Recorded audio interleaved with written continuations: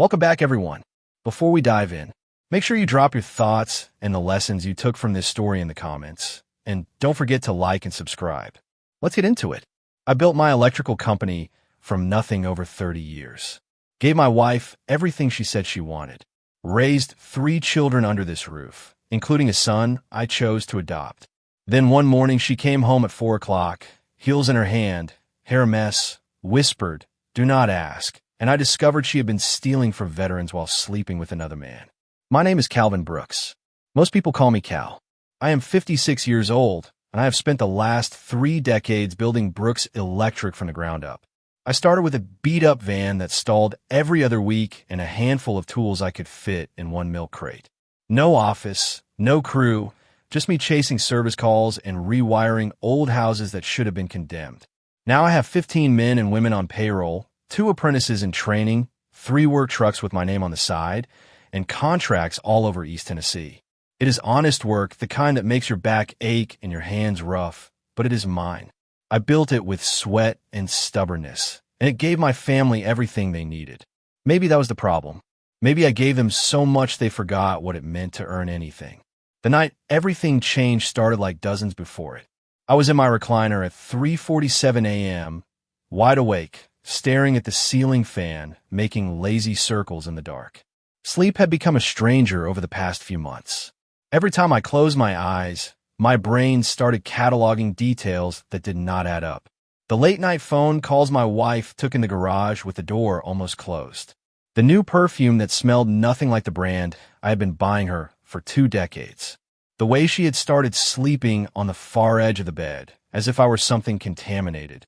At exactly 4:03 a.m., I heard her car pull into the driveway. The engine cut off, but she did not come in right away. I watched through the window as she sat there in the dark, the glow of her phone lighting up her face. She checked the screen, smiled down at whatever she saw, then fixed her hair in the rearview mirror like she was still posing for someone else's eyes.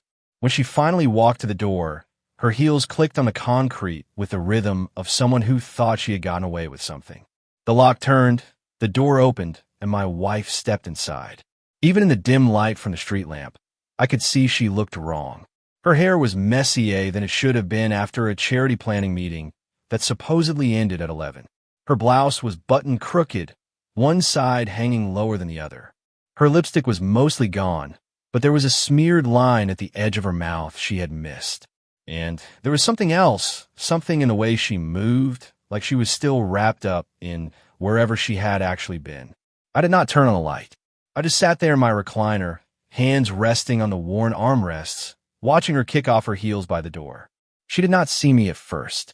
She was too busy pulling out her phone again, smiling at the screen like it was telling her secrets I would never be allowed to hear. "Long meeting," I said quietly.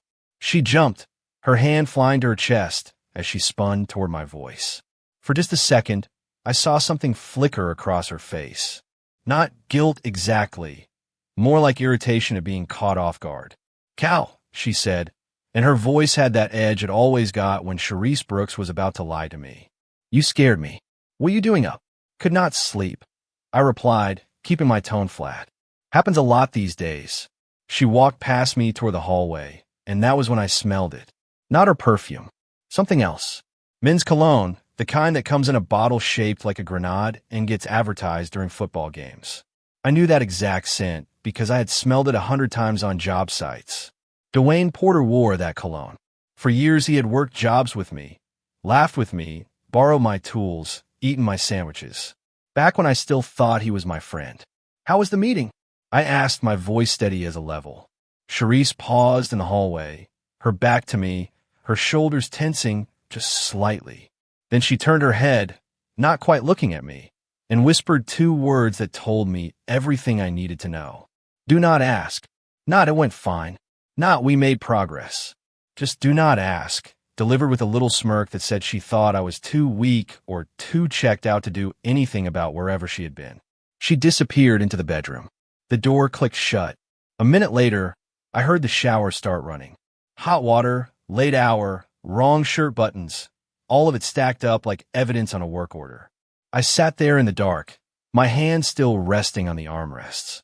For the first time in months, I felt something besides confusion and hurt. I felt clarity, cold, sharp clarity that cut through every excuse I'd been making for her, every way I had been telling myself I was imagining things. I pulled out my phone and opened my contacts. Scrolled past suppliers, electricians, building inspectors, until I found the name I needed. Lionel Brooks, my younger brother by 4 years and the best private investigator in East Tennessee. We had not talked in 3 months. Not since I had blown off his invitation to go fishing, because Charisse said she needed me home for some dinner party that never actually happened. I did not call him yet.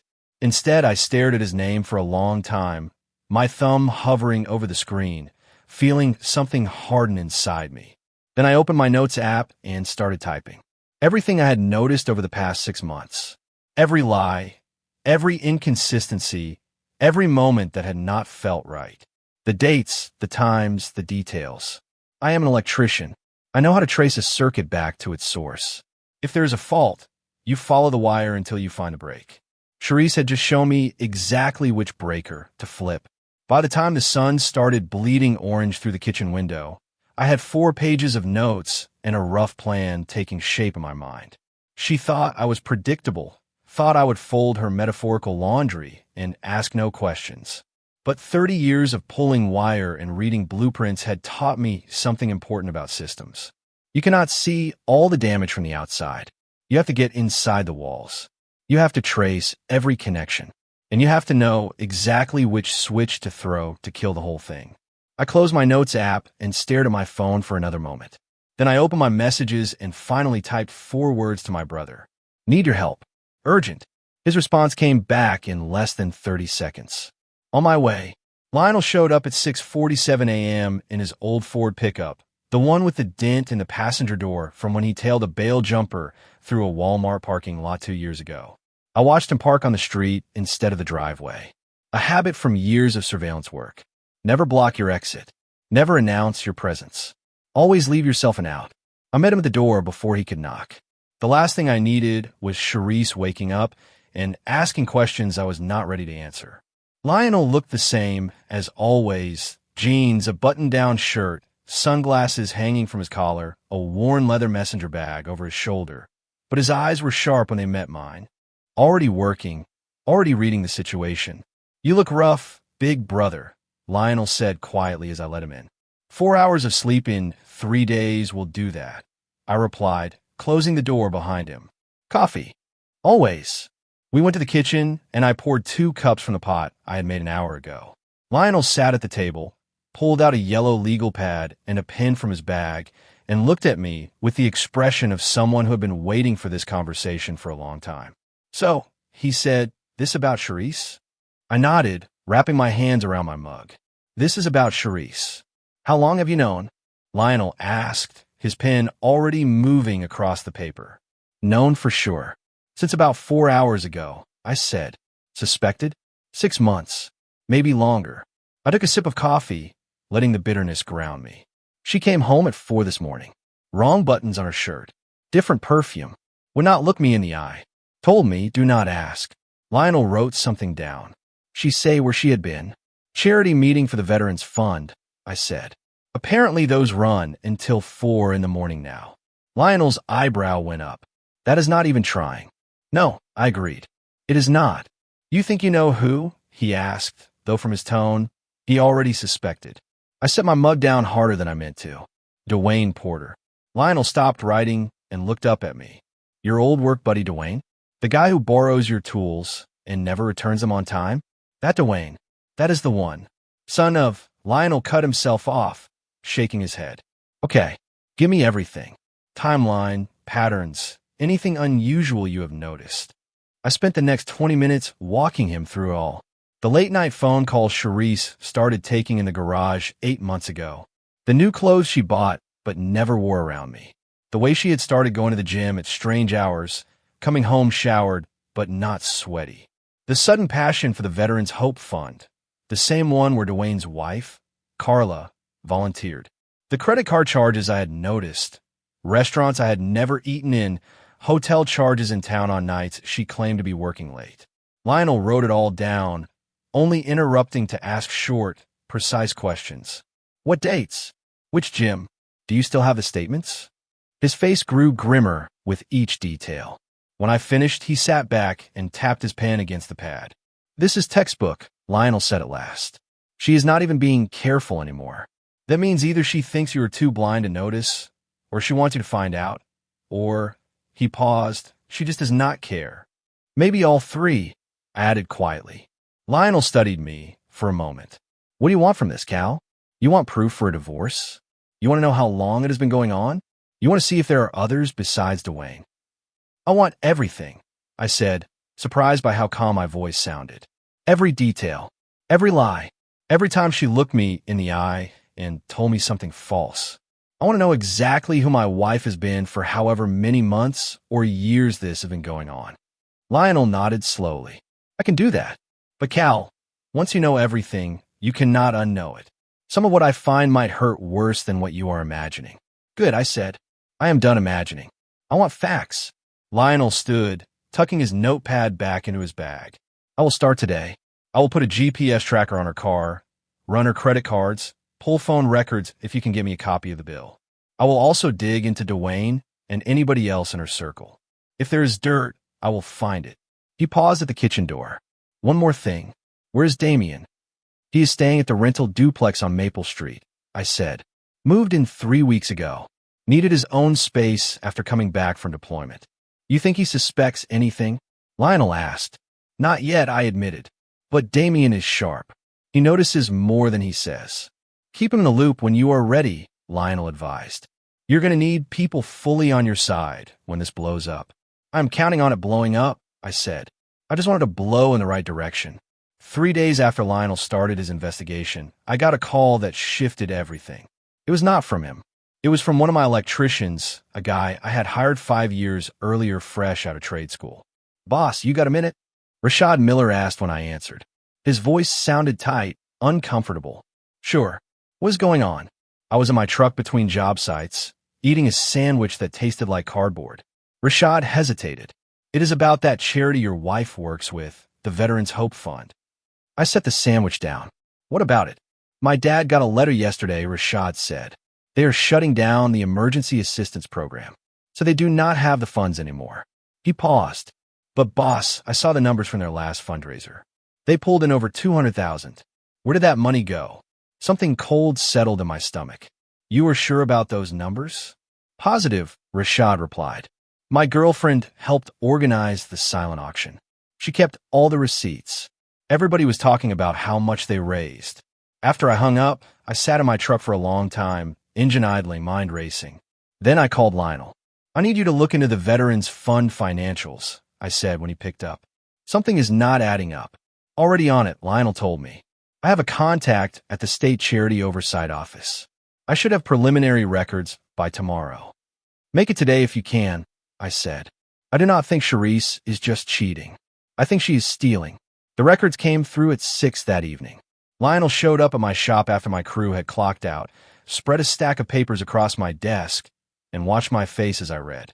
The Veterans Hope Fund had taken in $847,000 over the past 3 years through fundraisers, donations, and grants. On paper, they had paid out about $680,000 in assistance to veterans and their families. That left around $167,000 for operational costs, which sounded reasonable enough for an organization that size. Except Lionel had found something else. A second set of books hidden in the personal laptop of the fund treasurer. The real numbers showed only roughly $340,000 paid out to veterans. The rest, over $340,000, had been funneled through fake invoices to a company called Horizon Property Management. Let me guess, I said, my voice flat. Horizon does not exist. Oh, it exists, Lionel corrected. Incorporated 2 years ago in Delaware. Want to know who the registered agent is? I already knew, but I let him say it. Monica Brooks, Lionel said, sliding another document across the desk. Your daughter. I stared at Monica's signature on the incorporation papers. My little girl I had put through law school, the one whose bar exam results I had framed on the wall. She had helped her mother steal from veterans, men like Damien, who had given everything and come home with nightmares and a government that barely remembered they existed. There is more, Lionel said quietly. The checks from Horizon were cashed at 3 different banks. I tracked the deposits. Half went to an account in Sharice's name. The other half went to an account owned by Dwayne Porter. So Dwayne is in it too. Up to his neck, Lionel confirmed. And Cal, there's another piece. Dwayne has been using that money to underbid you on contracts. He has been winning jobs with prices you could not match because he's been funding his business with stolen cash. That was when everything clicked into place. The Jefferson Street commercial build I had lost 6 months ago. The school renovation that went to Dwayne, even though my bid had better materials and a better timeline. The warehouse job I had expected to land, only to hear they had found a more competitive offer. He had not just been with my wife. He had been using her and my daughter to destroy my business while robbing veterans blind. I stood up slowly, walked to the window, and looked out at the empty parking lot behind the shop. My hands were steady. My mind was clear. The anger I felt was not hot or explosive. It was cold, precise, surgical. I want everything documented, I said, turning back to Lionel. Every transaction, every fake invoice, every deposit. And I want to know everyone involved, down to the last signature. What are you going to do? My brother asked. I'm going to wire the whole house, I replied. Cameras, audio, the works. I want to catch them talking about it. And then I'm going to introduce them to some people I know from the district attorney's office and the FBI. Lionel smiled. It was not a kind smile. Stealing from a veteran's charity is a federal crime. They will be looking at serious time. Good, I said. They have earned it. I called Damien that night and told him I needed his help with something. I did not say what over the phone, just that it was serious and it was family. He showed up the next morning at 7, looking better than he had in months. The shadows under his eyes were lighter, and he had put on some weight. The space I had given him in the duplex was finally letting him breathe. What is going on, Dad? Damien asked, sitting across from me at the kitchen table. He still called me Dad, even though he knew I had adopted him when he was 8. Blood had never mattered to either of us. Showing up had. I slid a folder across the table. I need you to read something and tell me if I'm losing my mind. Damien opened the folder and started reading. I watched his face shift as he skimmed the financial records, the fake invoices, the Horizon Incorporation documents. When he got to the page with Monica's name, his jaw clenched. When he saw the totals stolen from the fund, his hand tightened on the papers. This is real, Damien asked, his voice low, dangerous. Every word, I said. He set the papers down carefully, like they might explode. Mom has been stealing from the fund? The same fund that is supposed to help guys like me. Her and Dwayne, I said, with Monica setting up the legal structure. Monica knew, he whispered. He looked up at me then, and I saw something in his eyes I had never seen before. Not just hurt, something colder. Betrayal from the one sibling he had always admired. She watched me struggle with the Veterans Affairs office, Damien said. Watch me fight for disability benefits. Watch me help other guys from my unit fill out paperwork. And all that time she knew Mom was stealing from veterans. I am sorry, son, I said quietly. Damien stood and paced to the window, shoulders tight. When he turned back, his face was composed, but I could see the Marine in him now, the part that had learned to compartmentalize pain and focus on a mission. What do you need me to do? Damien asked. I pulled out another folder. Lionel is installing cameras in the house tomorrow while your mother is at one of her board meetings. I need you to help me document everything in my office, every file she might try to destroy. And Damien, there is something else you need to know. When this blows up, Monica and Trey are going to side with their mother. Trey is a leech, Damien said bluntly. He will go wherever the money is. But Monica, he shook his head. I thought she was better than this. So did I admitted. Damien looked at me for a long moment. You know what the worst part is? Last year, at the Veterans of Foreign Wars post, when some of the guys were talking trash about lawyers, I pulled up a picture of Monica and bragged about her. I told them she was one of the good ones. Said she cared about helping people. She made her choices, I said. Now we make ours. What is the end game then? Damien asked, sitting back down. I'm going to document everything, I said. Build a case so tight they cannot wriggle out of it. Then I'm going to hand it to the feds and watch all of them go down. And Damien, I'm going to make sure every veteran who got shortchanged gets made whole. I have money saved. I will cover what the fund cannot. Damien's eyes widened. Dad, that is over $300,000. I know, I said, but it is the right thing to do. And I learned a long time ago that doing the right thing is almost never easy, but it is always worth it. Damien reached across the table and gripped my shoulder. Then I am in. Whatever you need. That was the moment I knew I had raised him right. Blood does not make a family. Honor does. And Damien had more honor in his little finger than Charisse, Monica, and Trey combined. Lionel installed the cameras on a Thursday morning while Charisse was supposedly at a Veterans Hope Fund board meeting. Damien and I helped run the wires through the attic, hiding equipment where she would never think to look. We put cameras in the living room, kitchen, home office, and master bedroom. Audio recorders in every room. Everything fed to a secure server Lionel controlled from his office. This feels wrong, Damien said as we finished in the bedroom.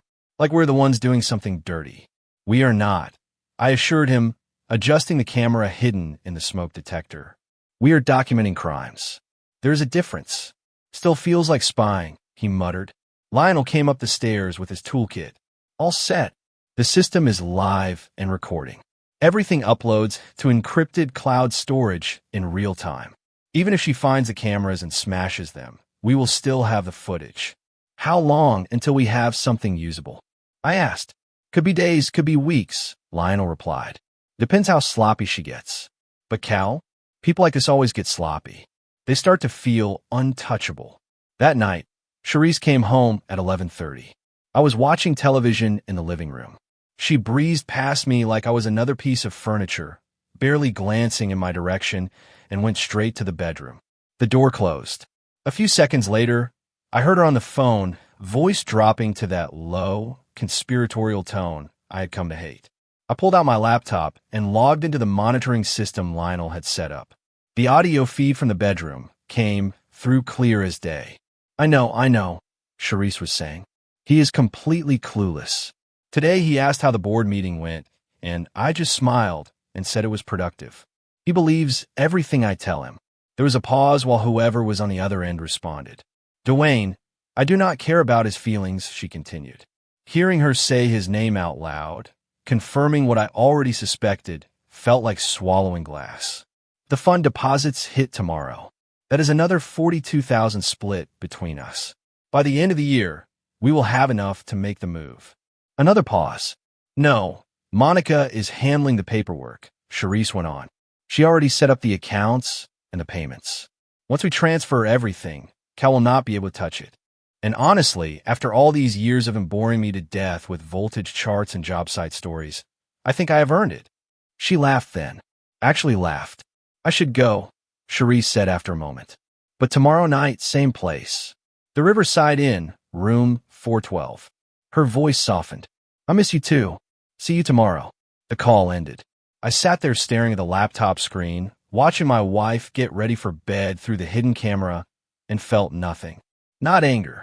Not grief. Just cold calculation. She had just confessed to everything. The affair with Dwayne. The financial scheme. Monica's involvement. Their plan to move the money and vanish. I saved the audio file, sent it to Lionel with the timestamp, then forwarded it to a secure email account I had created only for evidence. Then I did something I had not done in weeks. I slept. Really slept. Because now I knew exactly what was coming next, and I was ready. The next morning, I went to see a lawyer, not the family attorney we had used for years, the one Charisse knew about. I went to an office downtown with glass walls and calm gray carpet and sat across from attorney Denise Clark, a woman with sharp eyes and a reputation for dismantling people who thought they were clever. Mr. Brooks, Denise said, gesturing for me to sit. Your brother told me you needed immediate representation. I need two things, I said, lowering myself into the chair. First, I need to divorce my wife in a way that protects every asset I have built. Second, I need to make sure she goes to prison for what she has done. Denise smiled, slow and thin. Tell me everything. I did. I showed her the financial records, the Horizon documents, the audio recording from the night before. I watched her expression shift from professional interest to something like satisfaction as she realized what she was looking at. "This is federal," Denise said at last, leaning back in her chair. "Wire fraud, charity fraud, possibly money laundering, depending on the offshore transfers. Your wife and this man, Dwayne, are looking at serious time. So is your daughter, Monica," I said quietly. "She is an attorney. She set up the shell company." Denise's expression did not soften. "Then your daughter will be disbarred and prosecuted as a co-conspirator. Family does not get a pass on federal crimes, Mr. Brooks." "I know," I said. "I just needed to hear someone else say it." "First," Denise continued, "we will file an emergency motion to freeze all joint assets pending investigation. Second, we will contact the Federal Bureau of Investigation. They will want this case. Third, we will make certain every dollar we can trace is returned to the Veterans Fund or its beneficiaries. Meanwhile, you will do exactly what I tell you, and you will not confront your wife about any of this until the agents are ready."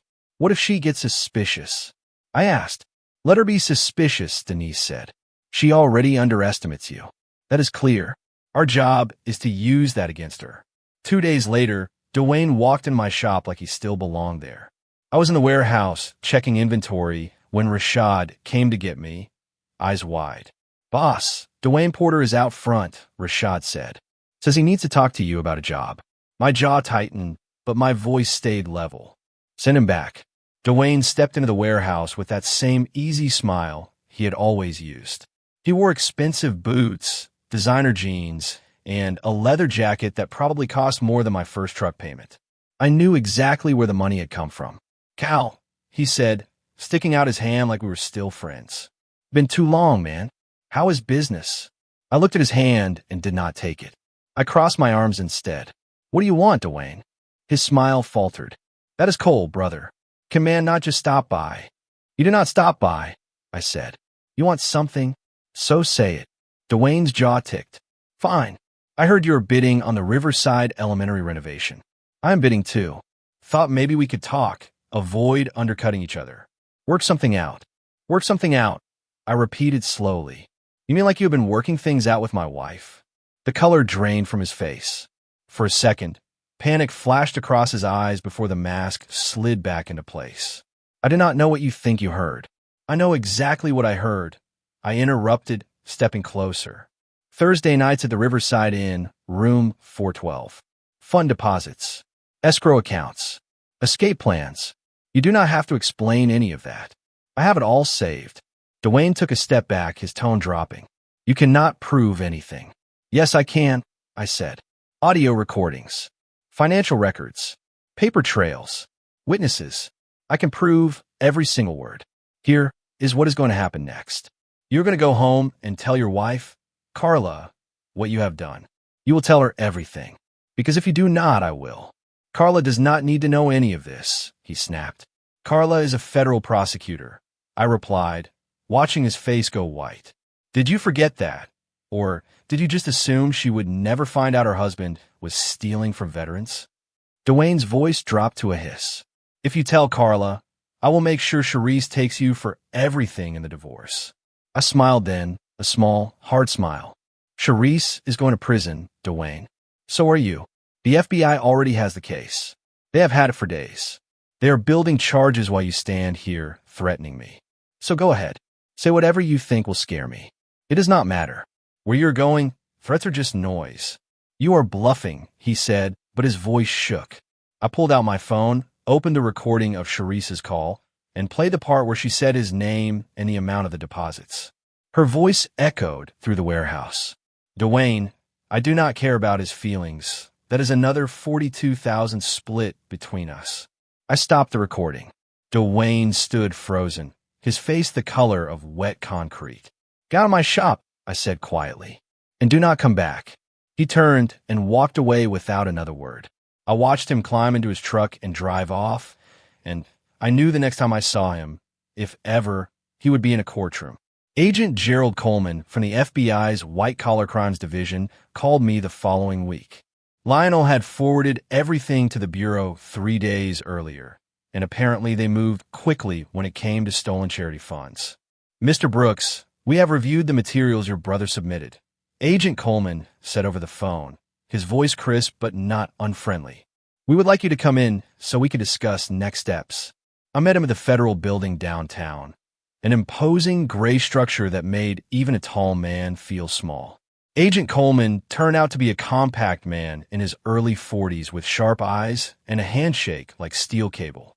He led me to a conference room where another agent was waiting, a woman with her hair pulled back and a look that said she had absolutely no time for nonsense.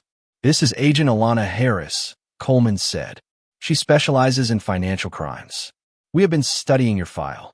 They spread the documents out across the table, flipping through flagged pages, nodding periodically. Mr. Brooks, you have built quite a case, Agent Harris said at last. Shell companies, fraudulent invoices, conspiracy to commit wire fraud. Your wife and this man, Dwayne, are looking at serious charges. What about my daughter? I asked, saying it out loud still hurt. Monica. She set up the legal structure. She knew exactly what she was doing. We will be forwarding this to the United States Attorney's Office, Agent Coleman said.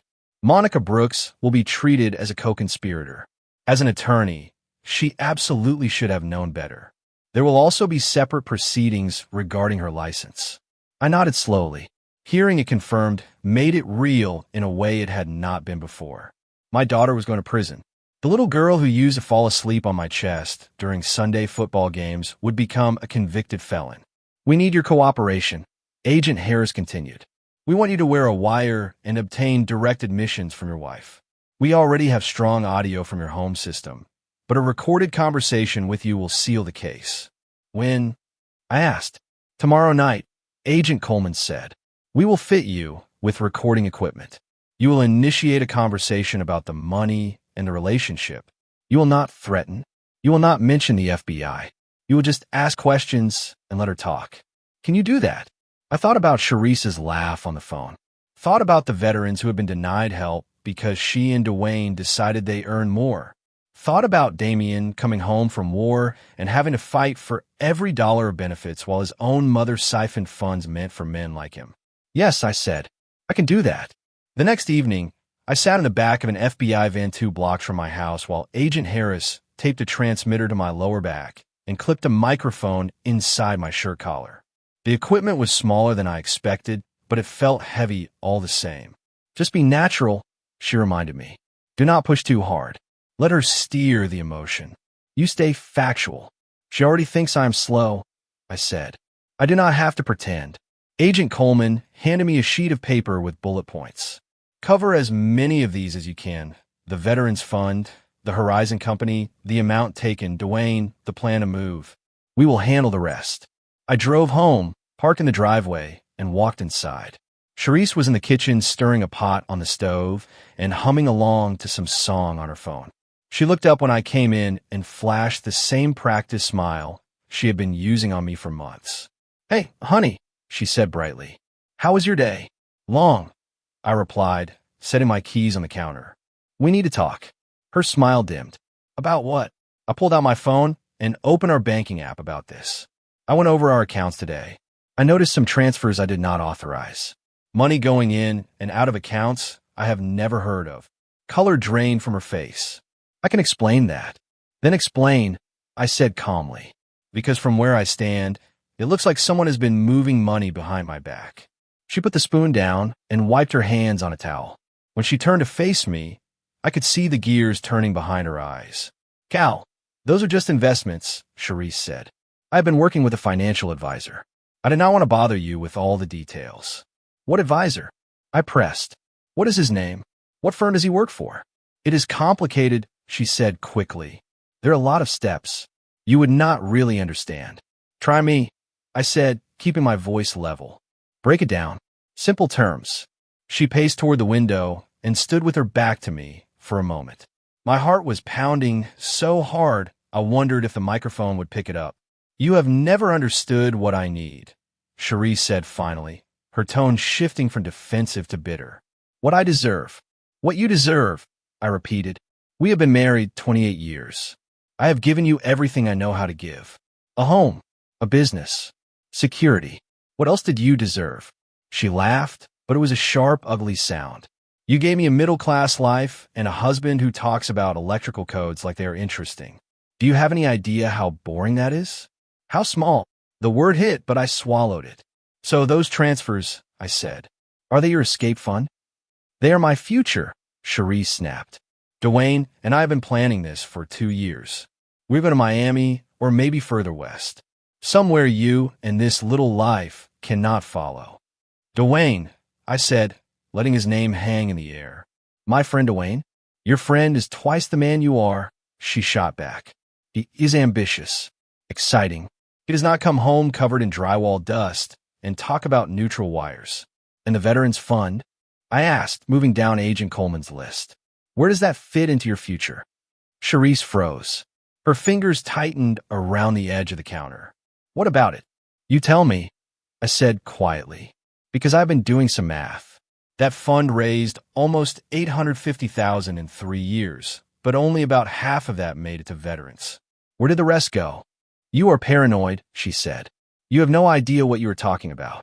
Then explain Horizon Property Management, I said. Explain the invoices for services that were never provided. Explain why Monica's name is on the incorporation papers. Explain why deposits from Horizon ended up in your account and Dwayne's. Her face crumpled. For a moment, she looked older than I had ever seen her. How long have you known? Long enough, I said. But I want to hear it from you. All of it. She searched my face, maybe looking for a bluff. What she saw instead must have told her there was no point. It was Dwayne's idea, Cherie said at last, her voice flat. 2 years ago, he came to me with a plan. The fund was bringing in real money, and nobody was really watching the books. He said we could skim 30, maybe 40%, and no one would notice if it was done right. And Monica? I asked. Say my daughter's name hurt more than anything. She is a lawyer, Cherie said, as if that were explanation enough. We needed someone who could set up the legal structure and make it look legitimate. She agreed because she thinks you never understood the value of what you built. She thinks you were weak. You all do, I said softly. Charisse did not deny it. How much did you steal? I asked. About $340,000, she said. Give or take. Dwayne used his share to grow his business, undercut you on bids. I used mine to prepare for a new life. Monica got a percentage for handling the paperwork. And the veterans who needed that money? I asked. Men who came home with injuries and nightmares. She shrugged. They still got some. It is not our fault the government does not take care of them better. I stared at the woman I had built a life with and realized I had never really known her at all. This was not just about an affair. This was about a lack of basic decency I could not comprehend. I want a divorce, I said. Charisse lifted her chin. Fine, but I'm taking half of everything. The house, the business, the retirement accounts. All of it. No, I said calmly. You are not. Watch me, she said. I already spoke to a lawyer. You have no idea what is coming. Charisse, you have nothing, I replied, except a federal indictment on the way. The FBI has everything. Every transaction, every phony invoice, every conversation, including this one. You are lying, she whispered. I lifted my shirt just enough for her to see the tape on my back. No, I am not. Her eyes widened as she understood. For the first time in months, Charisse Brooks had nothing to say. The FBI moved fast. Within 48 hours of that recorded confession, agents executed search warrants on our house, on Dwayne's business, and on Monica's office and apartment. I watched from across the street as they carried out boxes of files, laptops, and phones. Neighbors stood on their lawns, whispering. Charisse stood on the grass in handcuffs, face twisted with rage and disbelief. Lionel called me that afternoon. They picked up Dwayne at his office, he said, and Monica at the courthouse. All three are being held pending arraignment. What about Trey? I asked. My youngest, who had spent the last 5 years streaming video games in his room and living off my credit card. He is cooperating, Lionel said carefully. Apparently he knew about the scheme, but was not directly involved. He is giving them everything in exchange for immunity. I was not surprised. Trey had always floated to the easiest choice. This time, for once, his survival instinct was useful. Damien came by the shop later that day. He looked tired, but there was a steadiness in his eyes I had not seen in a long time. "I heard," he said, sitting down across from me. "Mom, Monica, Dwayne, all of them. You okay?" I asked. "I do not know," Damien admitted. "But I know this, you did the right thing. The guys at the Post heard about you paying back what they were owed. They're talking about holding some kind of dinner in your honor." I shook my head. "I do not need a ceremony." "Maybe not," Damien said, "but they need a chance to say thank you. People do not stand up like this very often." 3 weeks later, I stood in a federal courtroom and watched Charisse, Dwayne, and Monica plead guilty to conspiracy to commit wire fraud, theft from a charitable organization, and money laundering. The prosecutor laid out the entire scheme in excruciating detail. Monica cried quietly, shoulders shaking. Dwayne stared at the floor. Charisse stared straight ahead, jaw tight, eyes burning with a fury that had nothing to do with remorse. The judge sentenced Charisse to 8 years in federal prison. Dwayne received 7. Monica, thanks to her cooperation and testimony, was given 4 years and permanent disbarment. I watched them led away in handcuffs and felt, not triumph, just a tired kind of relief, like a breaker had finally been flipped on a circuit that had been sparking for too long. After the hearing, Carla Porter, Dwayne's wife, came up to me in the hallway. As a federal prosecutor herself, she had recused herself from anything official, but she had attended every hearing. "Thank you," Carla said quietly, "for not letting them get away with it. You deserved better than what he gave you," I said. Carla nodded. "So did you." She squeezed my arm once, then walked away. Months passed.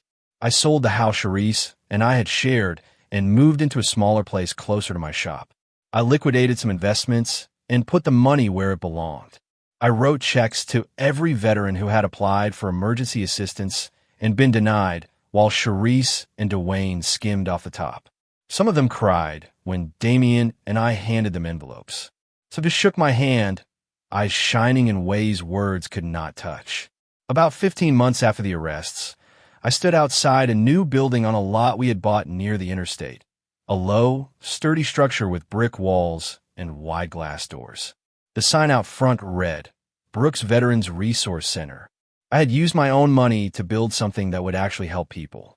The center would offer job training, counseling, housing assistance, and emergency funds for veterans in crisis. Damien stood beside me in his dress uniform, straight-backed and steady. He was the center's first director, and watching him talk to contractors and volunteers made me prouder than any plaque on my office wall ever had. "You ready for the ribbon cutting?" Damien asked, glancing at the crowd gathering in the parking lot. Local officials, veterans, my crew from Brooks Electric. "As ready as I will ever be," I said. The ceremony was simple. The mayor spoke a few words about service and community. A couple of veterans told stories about how hard it could be to come home and feel forgotten. Then I stepped up to the podium and looked out at faces lined by weather and time, men and women who understood sacrifice in ways most never would. "This center exists because good people refused to stay silent when they saw something wrong," I said. "It exists because a community decided our veterans deserve better than broken promises and empty accounts. And it exists because my son, Damien, reminded me that family is not about blood. It is about showing up. It is about doing the right thing, even when it costs you." The applause that followed was loud enough to rattle the windows. But what mattered to me was the way Damien looked at me, like the man who raised him had not failed, no matter what Charisse or Monica had done. After the ceremony, Lionel pulled me aside. "Heard from Denise today," he said, meaning Attorney Clark. "Your divorce is finalized. You are officially a free man." "How much did she take?" I asked, though Denise had already warned me what to expect. Lionel's mouth curved. "Nothing. Federal asset forfeiture claimed everything she had left. The house, the cars, those offshore accounts they try to hide. It is all being liquidated to pay restitution." I thought about Charisse sitting in a federal prison, stripped of everything she had valued. A woman who had once been so proud of the life we built, now reduced to state-issued clothes and a number above her door. I did not feel joy. Mostly I felt done. "What about Monica?" I asked. Lionel's expression darkened. "Still in prison. Not eligible for parole, for another couple of years. She writes to Trey now and then. He never answers. Trey had moved to Oregon 3 months after the trial. Rumor was he had gotten his first real job at a warehouse and was actually paying his own bills. Maybe watching his mother and sister led away in handcuffs had finally shocked him out of complacency. Or maybe he was just running from the shame. Either way, he had made his choices. We had all made ours. What about you? Lionel asked, searching my face. You truly okay? I looked back toward the resource center where Damien was laughing with a couple of veterans and a young social worker. I looked at the sign with our name on it and felt something I had not felt in a long time. Quiet, steady contentment. Yeah, I said. For the first time in a while, I really am. 6 months later, I met someone. Her name was Nicole. She was a nurse at the VA hospital who came by the center twice a week to run health clinics and check on the older vets. She had tired eyes and a patient voice and a smile that made me feel like the room had gotten warmer. It started simple. Coffee in the center's break room after her shift. You work too much, Nicole said one afternoon, nodding toward the stack of files on my desk. You sound like Lionel, I replied. He says the same thing. He's right, she said. You are allowed to have a life outside these walls, you know. Took me a while to believe that, I admitted. Little by little, coffee turned into lunch. Lunch turned into walking around the park behind the center, talking about everything and nothing. She told me about her own divorce, the husband who had walked away when her father got sick, the years she spent rebuilding on her own. I told her about Charisse in pieces, not all at once. She listened without flinching. Does it still hurt? Nicole asked one evening as we sat on a bench watching the sun dip behind the trees. Some days, I said, not because I want her back. I do not, but because I let myself live with lies for so long. I should have seen it sooner. Trusting the wrong person is not a crime, Nicole said gently, but letting them define the rest of your life might be. You did not do that. On a cool October evening, Nicole and I stood together at a high school football game, watching Damien coach a youth team he had started through the center. The kids on the field were a mix of military families and local kids who needed structure. Damien paced the sideline, whistle around his neck, shouting encouragement. You built something good here, Cal, Nicole said. We built something good, I corrected. Could not have done it alone. My phone buzzed. A text from Damien. Got accepted to grad school counseling program. Going to help more vets when they come home. I smiled and typed back, proud of you, son. As the crowd roared for a touchdown, I thought about everything Charisse had taken from me. Those 28 years, the business she tried to sabotage, the family I thought was solid. Then I thought about what she had not taken. She had not taken my name. She had not taken my work ethic. She had not taken my capacity to build something new. My future still belonged to me. And this time, I was going to protect it like I protect every live wire on a job site, with both hands steady, eyes open, and no more tolerance for hidden faults behind pretty walls. If you enjoyed this story, please like, comment, and share this video with your friends. Subscribe and turn on the notification bell so you never miss a powerful story drop.